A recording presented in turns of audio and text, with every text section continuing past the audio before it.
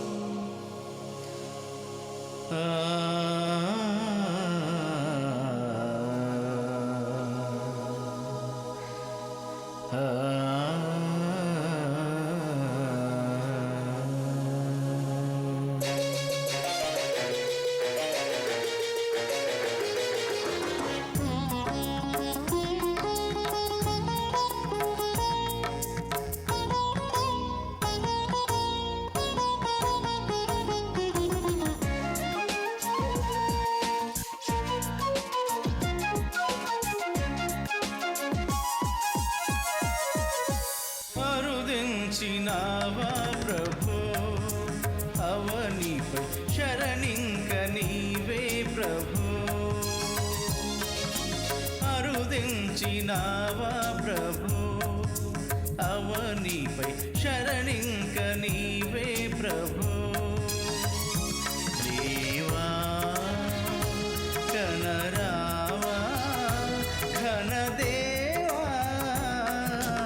అరుదించినావా ప్రభు అవనిపై శరణింక నీవే ప్రభు.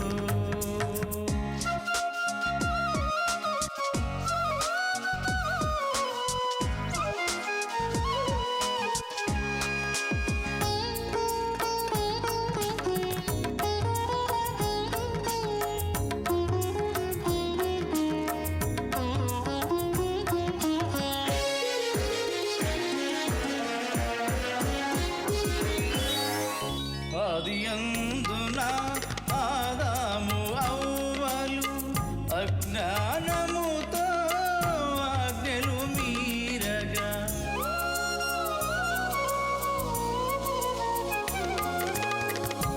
ఆదియందున ఆదాము అవ్వలు అజ్ఞానముతో ఆజ్ఞలు మీరగా, అవనిని పాపము అవతరించగా, అనురాగముతో ఆదన చేవని మరణతరిని మా శరణము నీవని మరింత మరించి స్తుతించి పాడెద.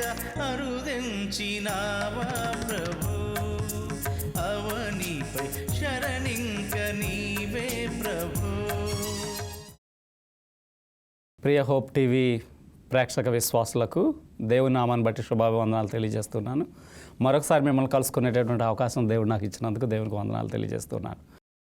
ఈ సమయంలో దేవుని యొక్క ధర్మశాస్త్రం, మోషే ధర్మశాస్త్రంలో ఉన్నటువంటి తారతమ్యాలు కొంచెం అన్వేషణ చేయడానికి దేవుడు ఇచ్చిన తరుణాన్ని బట్టి వందనాలు తెలియజేస్తూ చిన్న ప్రార్థన చేసుకుని యొక్క వాక్యంలోనికి వెళ్ళవచ్చు. మహాగణుడు అయిన తండ్రి, మరొకసారి మీ యొక్క వాక్యములను ధ్యానించడానికి మీరు అనుగ్రహించిన తరుణానికి వందనములు తెలియజేస్తూ ఉన్నాము. ప్రభా, మీ యొక్క పరిశుద్ధాత్మనిచ్చి అనేకమైన విషయములు మేము తెలుసుకోలాగున మాకు సహాయతనిమ్మని ప్రభువైన యేసుక్రీస్తు వారి పేట ప్రార్థించి వేడుకొంచున్నాము తండ్రి, ఆమేన్. ప్రియమిత్రులారా, ఒకసారి ఏం జరిగిందంటే యేసుక్రీస్తు ప్రభు దగ్గరికి ధర్మశాస్త్రాన్ని ఉపదేశించేటటువంటి ధర్మశాస్త్ర ఉపదేశకుడు ఒక ఆయన వచ్చి ఆయన అడుగుతున్నాడు, ఏంటంటే బోధకుడా, నేను నిత్య జీవానికి వెళ్ళడానికి ఏం చేయాలి అనేటటువంటి విషయాలను ఆయన అడగడం జరుగుతుంది. ఇది లూకా సువార్తలో ఉన్నటువంటి అంశాన్ని మీ ముందుకు తీసుకొస్తూ ఉంది. 25వ వచనం నుంచి చూస్తే, ఇదిగో ఒకప్పుడు ధర్మశాస్త్ర ఉపదేశకుడు లేచి, బోధకుడా, నిత్య జీవమునకు వారసుడు అవడానికి నేనేం చేయాలి అని చెప్పేసి ఆయన శోధిస్తూ అడుగుతున్నట్టు మనం ఇక్కడ చూస్తున్నాం. అయితే యేసుక్రీస్తు ప్రభువారు ఆయనకి సమాధానం చెప్పకుండా అంటూ ఉన్నారు. ఆయన 26వ వచనం చూసినట్టయితే, అందుకు ఆయన ధర్మశాస్త్రంలో వ్రాయబడి ఉన్నది. ఈ యొక్క విషయాలను చూస్తుంటే నిత్య జీవానికి వారసుడు అవడానికి నేను ఏం చేయాలి అనేసి ఆయన అడిగినప్పుడు ఆయన నన్ను శోధించు అడిగాడు. అందుకు ఆయన ధర్మశాస్త్రంలో ఏమి రాయబడి ఉన్నది అని తిరిగి ఆయన్ని ప్రశ్నించడం మనం చూస్తున్నాం. నీవేమి చదువుతున్నావని కూడా అడుగుతున్నాడు. అప్పుడు 27వ వచనం చూసినట్టయితే, నీ దేవుడైన ప్రభువును నీ పూర్ణ హృదయంతోనూ, నీ యొక్క పూర్ణ మనసుతోనూ, నీ పూర్ణ శక్తితోనూ, పూర్ణ వివేకంతోనూ ప్రేమించవలనని ఉన్నదని చెప్తున్నాడు. మరలా నిన్ను వలె నీ పొరుగువారిని ప్రేమించవలనని వ్రాయబడి ఉన్నదని చెప్పాను. ఉపదేశకుడు యేసుక్రీస్తు ప్రభు దగ్గరకు వచ్చి అడిగినప్పుడు, ఈయన తిరిగి ప్రశ్నించినప్పుడు ఆయన తిరిగి ఈ యొక్క మాటలు మనం చెప్పిన విధానాన్ని చూస్తున్నాం. ఎప్పుడు మనకి పూర్ణ శక్తి ఉంటుంది, పూర్ణ బలం ఉంటుంది, ఈ విషయాలను మనం చూసుకోవాలి. ప్రియమైన వాళ్ళారు, చాలామంది ఏం చేస్తుంటారంటే లైఫ్ అంతా అయిపోయిన తర్వాత దేవుని దగ్గరికి వద్దాం, ఈలోగా అన్నీ అనుభవించేద్దాం అని చెప్పేసి అనుకుంటూ ఉంటారు. ఇది మనం జీవితంలో అపవిత్రమైపోయి జీవితాన్ని అంతా కూడా వృధాగా గడిపేసి దేవుని దగ్గరికి రావాలనుకునేటటువంటిది సరైన ఆలోచన కాదని నేను మీకు మనవి చేస్తున్నాను. ఈ సమయంలో పూర్ణ హృదయంతోనూ, పూర్ణ శక్తితోనూ, పూర్ణ వివేకంతోనూ ప్రేమించవలనని చెప్తున్నాడు. దేవుని ప్రేమిస్తే మనకున్నటువంటి ఈ పూర్ణ శక్తిని, పూర్ణ బలాన్ని దేవుని కోసం ఉపయోగించవలసిన వారమైనాం. వృద్ధాప్యం వచ్చిన తర్వాత మనం దేవుని కోసం ఏమీ చేయలేం, మన కోసం కూడా ఏమీ చేసుకోలేం. ప్రియమైన వాళ్ళారు, ఇంకొక మాటను చూస్తే అక్కడ ఏమంటున్నాడంటే, అందుకు ఆయన నిన్ను వలె నీ పొరుగువారిని ప్రేమించాలి అనేటటువంటి మాట గురించి చూస్తే 28వ వచనంలో, నీవు సరిగా ఉత్తరం ఇచ్చితివి, అలాగ చేయము, అప్పుడు నీవు జీవించదవని అతనితో చెప్పాను. ఈ యొక్క మాటల్లో ఉన్నటువంటి భావాన్ని మనం చూస్తూ ఉన్నప్పుడు దేవుని యొక్క 10 ఆజ్ఞలు, మొదటి రాతి పలక మీద రాసిన 4 ఆజ్ఞలు దేవుని యొక్క ఆరాధన ఎలా చేయాలి మానవుడు అన్న విషయాన్ని అక్కడ మనకి చెప్తూ ఉన్నాయి. 2వ రాతి పలక మీద రాసినటువంటి 6 ఆజ్ఞలు మానవుడు ఎలా ప్రేమ చూపించాలి అనేటటువంటి విషయాన్ని మనకి చూపిస్తున్నాయి. ఇవన్నీ కూడా మనకి తెలిసినటువంటి ఆజ్ఞలు. అయితే ఈ మాటలను మనం చూసినట్టయితే మత్తయి సువార్త 22వ అధ్యాయము 36వ వచనం నుంచి 40వ వచనం చూసినట్టయితే, బోధకుడా, అక్కడ ఒక ప్రశ్న వస్తూ ఉన్నది. ధర్మశాస్త్రంలో ముఖ్యమైనటువంటి ఆజ్ఞ ఏది అని ఒక ఆయన వచ్చి అడగడం మనం చూస్తున్నాం. యేసుక్రీస్తు ప్రభువారు ఆయన చెప్పినటువంటి మాటలు, ఇవే మాటలు ప్రభువారు మరలా ఇక్కడ చెప్తున్నాడు. నీ పూర్ణ ఆత్మతోనూ, నీ పూర్ణ మనసుతోనూ నీ దేవుడైన ప్రభువును ప్రేమించవలను అనున్నదియే. ఇది ముఖ్యమైనది, మొదటి అయిన ఆజ్ఞ. రెండవది నిన్ను వలె నీ పొరుగువారిని ప్రేమించవలను అనేటటువంటి ఆజ్ఞ. ఈ 2 ఆజ్ఞలు ధర్మశాస్త్రం అంతటికీ కూడా ఆధారమై ఉన్నది అని ఇక్కడ లేఖనాల్లో చెప్తూ ఉన్నది. అయితే ప్రియమైన వాళ్ళంటే అసలు ఈ ఆజ్ఞలు ఎందుకు ఇచ్చాడు దేవుడు? ఈ యొక్క ఆజ్ఞల వల్ల దేవుని యొక్క ప్రేమ అక్కడ వ్యక్తమవుతున్నది. ఈ యొక్క ఆజ్ఞల వల్ల దేవుని యొక్క రాజ్య స్థాపన, దేవుని యొక్క రాజ్యంలో ఉండేటటువంటి పౌరులు ఎలా ఉండాలి. ఈ లోకంలో పౌరులను చూసామలగానంటే రకరకాలైనటువంటి వారు రకరకాలుగా ఉంటారు. ఎవరిష్టానుసారం వాళ్ళ ప్రకారం జీవిస్తూ ఉంటారు, నేరాలు చేస్తూ ఉంటారు. ఒక్కొక్కసారి రకరకాలైనటువంటి హింసలకు, కక్షలకు, కార్పణ్యాలకు కారణమయ్యేటటువంటి లోకంలో మనం ఉంటున్నాం. ఎందుకంటే ఈ యొక్క లోక పౌరులు ఉండేటటువంటి విధానం మనం చూస్తూ ఉన్నప్పుడు దేవుని రాజ్యంలో ఉండేటటువంటి పౌరులు ఎలా ఉండాలి అనేటటువంటి విషయాన్ని మనము మన జీవితంలో నేర్చుకుంటూ ఉన్నాం. ఎలా ఉండవచ్చు, ఎలా ఉండకూడదు. ఒక మాన్యువల్ ఏదన్నా ఉందంటే దేవుని యొక్క 10 ఆజ్ఞల ధర్మశాస్త్రమే. దీని ప్రకారం మనం నడుచుకున్న యెడల దేవుని యొక్క రాజ్య వారసులుగా ఉంటాము.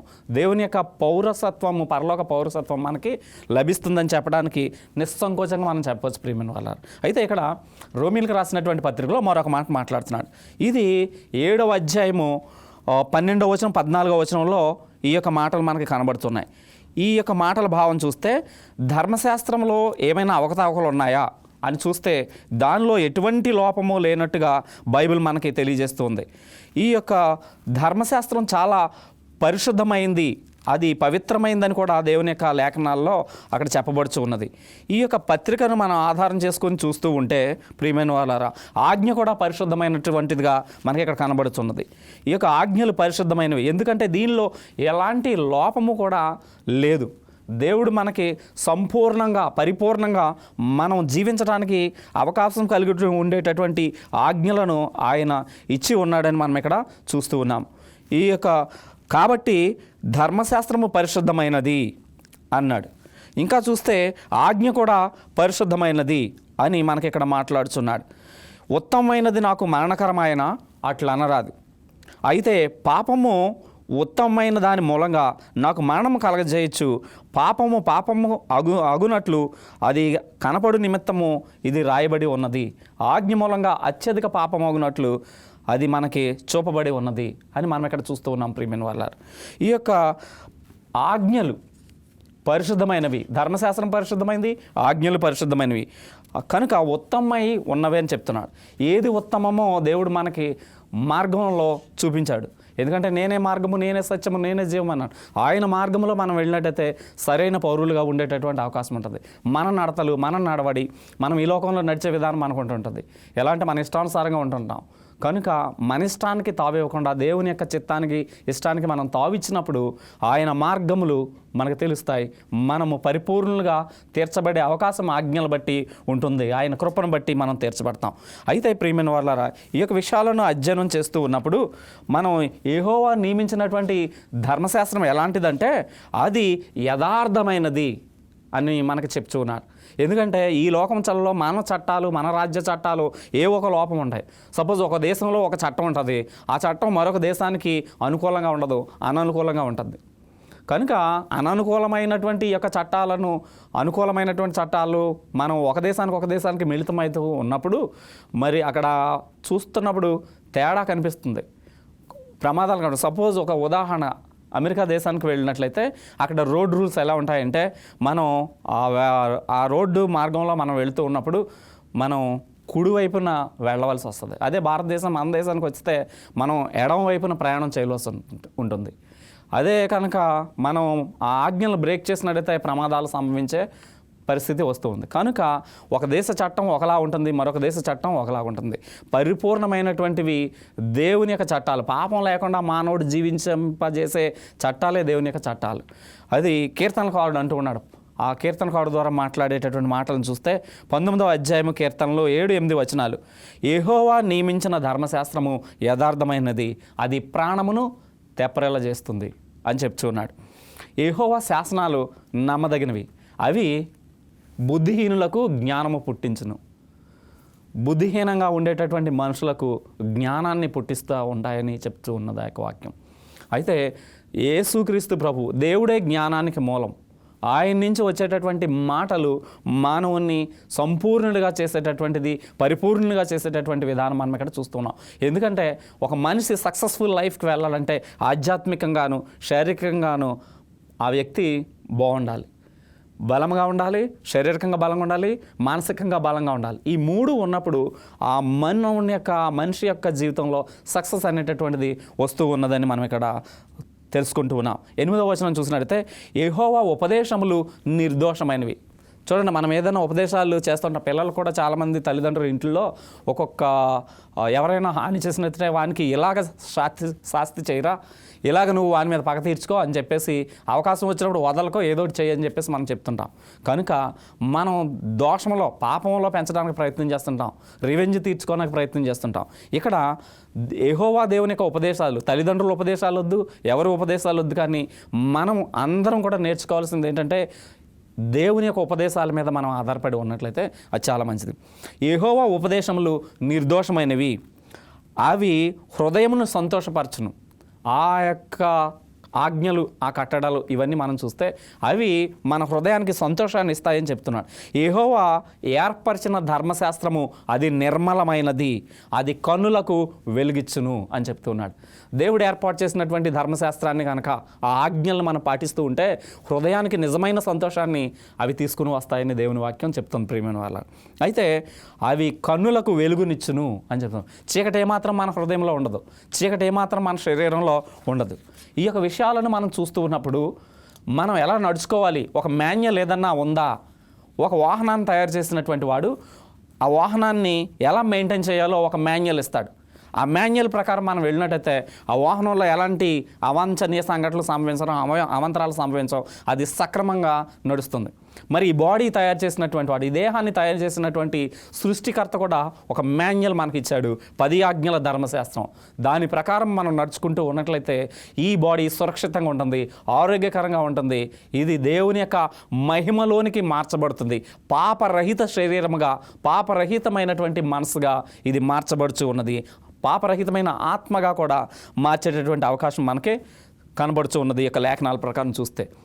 ఇవి కొంచెం కష్టమైనప్పటికీ కూడా మనము చేయగలిగినప్పుడు దేవుడు ఖచ్చితంగా చేసేటటువంటి, ఆచరించేటటువంటి శక్తిని ఆయనే దయచేస్తాడు. ప్రియమైన వాళ్ళారు, మనము ఒక్కొక్కటిగా వదిలిపెడుతూ ఉన్నప్పుడు ఆయనలో మనము ఎదిగేటటువంటి అవకాశం కలిగి ఉంటాం.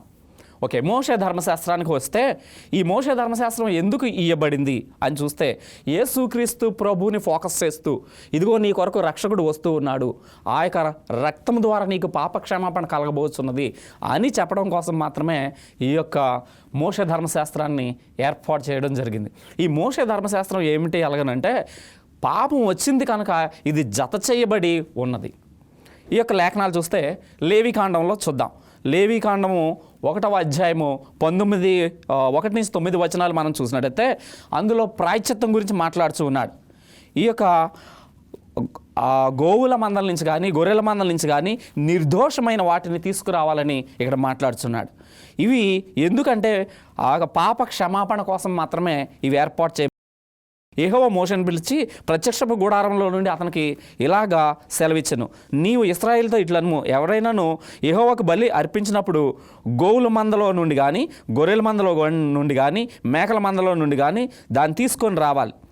దహన బలి రూపముగా అర్పించున్నది గోవులలోదైనను నిర్దోషమైంది మగదాన్ని తీసుకొని రావాలను.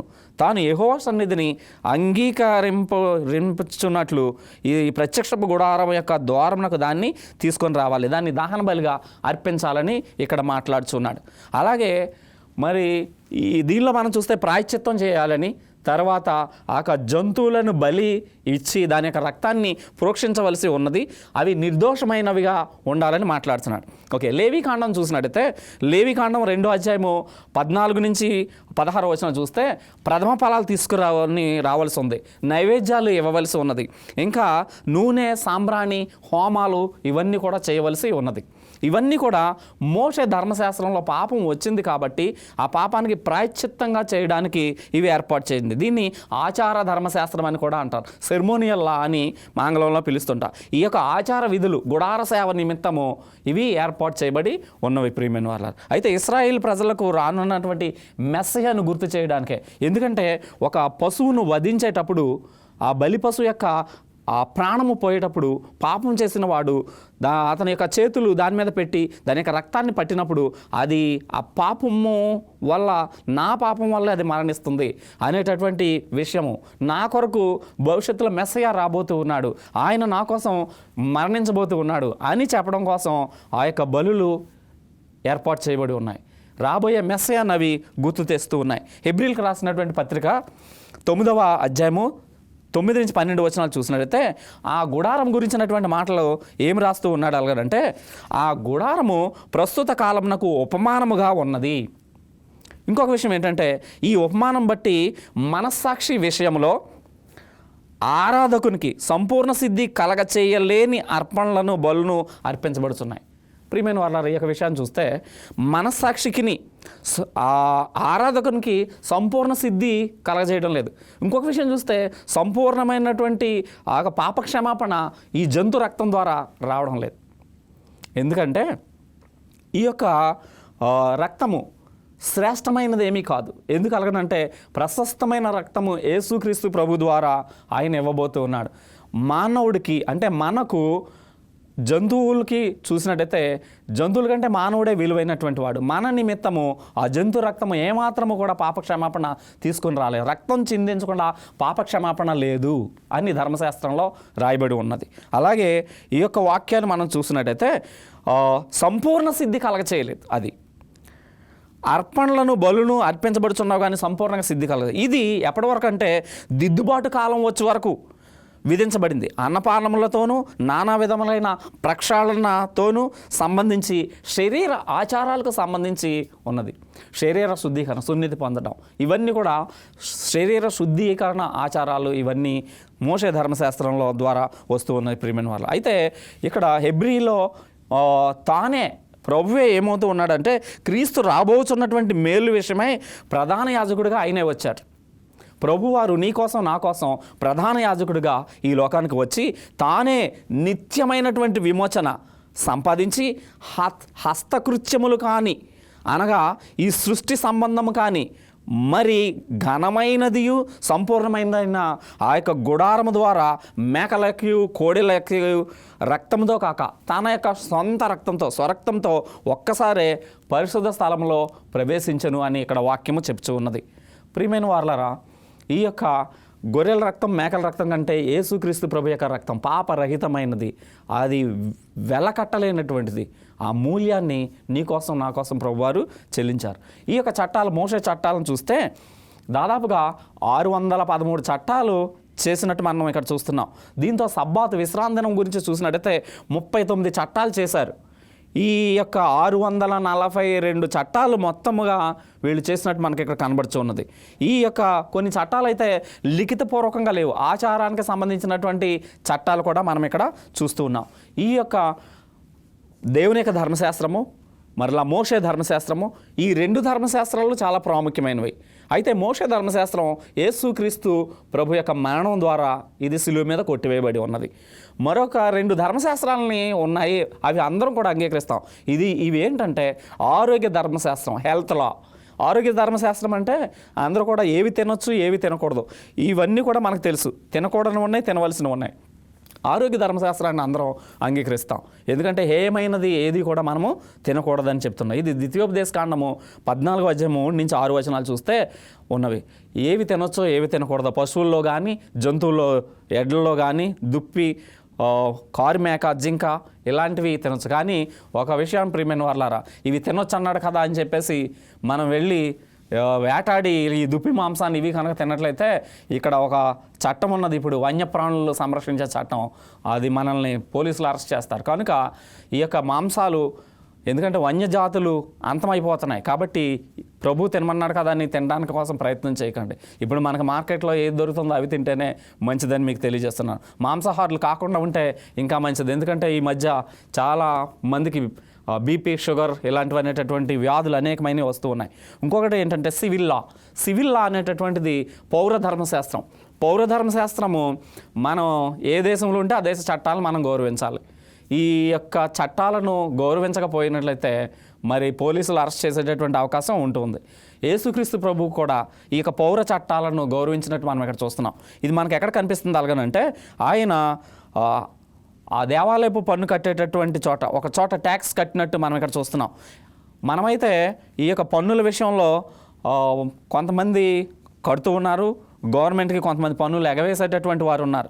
అయితే ఏ దేశంలో ఉంటే ఆ దేశ చట్టాన్ని మనం గౌరవించాలి. మత్తయి సువార్త 17వ అధ్యాయానికి వచ్చినట్టయితే ఈ యొక్క అధ్యాయంలో 24 నుంచి 27వ వచనంలో అరశెకలు పన్ను గురించి ఇక్కడ మాట్లాడుతున్నాడు. అరశెకలు పన్ను గురించి మాట్లాడేటటువంటి తరుణంలో ఏం చెప్తూ ఉన్నదంటే అక్కడ లేఖనాలు, ఒకసారి పేతురు దగ్గరికి ఈ పన్నులు వసూలు చేసేటటువంటి వారు వచ్చినప్పుడు ఈ యొక్క విషయాన్ని చూస్తూ ఉన్నాం. ఇది 24వ వచనంలో ఈ మాటలు రాయబడి ఉన్నాయి. వారు కపెర్నహూమునకు వచ్చినప్పుడు అరశెకలు పన్ను వసూలు చేయవారు పేతురు దగ్గరికి వచ్చారు. పేతురు దగ్గర వచ్చి మీ బోధకుడు అరశెకలు పన్ను చెల్లించడా అని అన్నప్పుడు చెల్లించును అని ఇతను చెప్పడం మనం ఇక్కడ చూస్తున్నాం. ఈ యొక్క శిష్యుడు ఎప్పుడైతే చెల్లించునని చెప్పాడో ఆ శిష్యుడు ఇంట్లోకి రాగానే 25వ వచనంలో అంటుంది, అతడు ఇంట్లోకి వచ్చి మాట్లాడక మునిపే యేసు ప్రభువారు ఆ సంగతి ఎత్తి ఏమంటున్నాడంటే, భూరాజులు పన్నులు ఎవరి వద్ద వసూలు చేయుదురు, కుమారుల యొద్దనా అన్యుల యొద్దనా అని అడగడం మనం చూస్తున్నాం. అన్యుల యొద్దనే అని పేతురు చెప్పడం మనం ఇక్కడ చూస్తున్నాం. 26వ వచనం చూస్తే యేసు అలాగైతే కుమారులు స్వతంత్రులే కదా, కుమారులు ఏ పన్ను కూడా చెల్లించని అవసరం లేదు కదా అనేసి అన్నారు. అవునని చెప్పాడు ఇక్కడ. అయినను వారికి అభ్యంతరం కలగకుండానట్లు యేసు ప్రభువారు చూడండి, ఆ పన్ను చెల్లించాలి, ట్యాక్స్ కట్టాలి. అలాగనంటే మనము దాచిన డబ్బులు బ్యాంకులో నుంచో, ఏటీఎంలో నుంచో, లేదంటే పెట్టిలో నుంచో, ఎక్కడో ఒక చోట నుంచి మన ఇంట్లో నుంచి డబ్బు తీసుకుని వచ్చి ఆ ట్యాక్స్ కడతాం, పన్నులు కడతాం. కానీ యేసుక్రీస్తు ప్రభువారు దేవుని యొక్క కుమారుడు అయ్యుండి ఆయన సమస్తము ఆయనదే కాబట్టి, ఎందుకంటే ఈ లోకము నివాసులు, లోకము దాని పరిపూర్ణత నావే కదా అని ప్రభు అంటూ ఉన్నాడు. కనుక యేసుక్రీస్తు ప్రభువారు ఆ ట్యాక్స్ని ఎలా కట్టాడు, ఆ పన్నును చూస్తే ఆశ్చర్యకరమైనటువంటి విషయం మనకి కనబడుతుంది. పేతురును ఏం చేయమని అన్నాడు అలాగనంటే, అయినను మనం వారికి అభ్యంతరం కలగకుండానట్లు నీవు వెళ్ళి ఆ గేలం వేయమని చెప్తున్నాడు. సముద్రం దగ్గరికి వెళ్ళి గేలం వేయమని చెప్పడం మనం ఇక్కడ చూస్తున్నాం. 27వ వచనానికి వచ్చినట్టయితే, అయినను మనకు వారికి అభ్యంతరం కలగకుండా నీవు సముద్రానికి పోయి గేలం వేసి మొదట పైకి వచ్చు చేపను పట్టుకొని దాని నోరు తెరిచి 1 షెకెల్ దొరుకుని దానిలో ఆ షెకెల్ నీకు, 1/2 షెకెల్ నీకు, 1/2 షెకెల్ నాకు పన్ను చెల్లించమని చెప్పడం మనం ఇక్కడ చూస్తున్నాం. కనుక యేసుక్రీస్తు ప్రభువారు కూడా ఈ యొక్క సివిల్ లాను, పౌర ధర్మశాస్త్రాన్ని కాపాడినటువంటి విధానం మనం ఇక్కడ చూస్తూ ఉన్నాం. అయితే అపవిత్రమైనటువంటివి తినకూడదు ఆరోగ్య ధర్మశాస్త్ర ప్రకారము, అలాగే పౌర ధర్మశాస్త్ర ప్రకారము చూసినట్టయితే ఏ దేశంలో ఉంటే దేశ చట్టాలను మనం గౌరవించాలి. అంతేకాకుండా దేవుని యొక్క ధర్మశాస్త్రం చాలా ప్రాముఖ్యమైనది. 10 ఆజ్ఞలను మనము విడవకుండా పాటిస్తూ ఉన్నప్పుడు మనం నీతిమంతులుగా తీర్చబడుతున్నాం. అందుకనే ఈ యొక్క కీర్తనకారుడు 119వ అధ్యాయంలో చూస్తున్నప్పుడు ఆయన నీ ధర్మశాస్త్రమును అనుసరించుటకు నాకు బుద్ధి దయచేయము అని మాట్లాడుచున్నాడు. ఈ యొక్క యెహోవా ధర్మశాస్త్రమును అనుసరించి నిర్దోషంగా నడుచుకొని వారు ధన్యులు. మనము నిర్దోషంగా ఎప్పుడైతే నడుచుకుంటామో, దోషము లేనటువంటి జీవితానికి అలవాటు పడినప్పుడు నిత్యముగా మనం దేవుని రాజ్యానికి వారసులు అవుతాం ప్రియమైన వాళ్ళ. కనుక ఈ యొక్క దేవుని ధర్మశాస్త్రం ప్రాముఖ్యమైనది. ఈ ధర్మశాస్త్రాన్ని మనం మీరే అవకాశము లేదు ప్రియమైన వాళ్ళారా. కనుక మనం పాపరహితులుగా జీవించాలంటే ఇదొకటే మనకి మాన్యువల్ దేవుడిచ్చింది.